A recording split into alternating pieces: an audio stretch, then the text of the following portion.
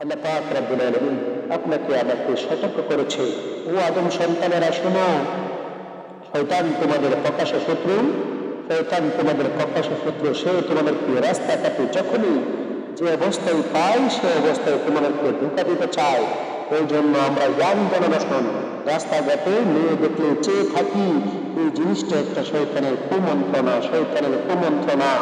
এই জন্য আমরা পাক রব্বুল আলামিন বলেছেন, তোমরা যেই কোনো কাজের পূর্বে তোমরা পড়ে নিবা আউযু বিল্লাহি মিনাশ শাইতানির রাজীম, আউযু বিল্লাহি মিনাশ শাইতানির রাজীম। আল্লাহ গো, আমরা শয়তানের কুমন্ত্রণা থেকে তোমার কাছে পানা চাই। পবিত্র কালামুল্লাহ শরীফে সূরা আল মুমিনুন 23 নম্বর সূরা 27 নম্বর 97 নম্বর আয়াতে আমরা আল্লাহ পাক রব্বুল আলামিন বলেন, ওয়াকুর রাব্বি আউযু বিকা ওয়াকুর রাব্বি আউযু বিকা মিন হামাযাতি শায়তানি, শয়তানের কুমন্ত্রণা থেকে তুমি আল্লাহ আমাকে হেফাজত করো, হেফাজত করো, হেফাজত করো। আল্লাহু আকবার,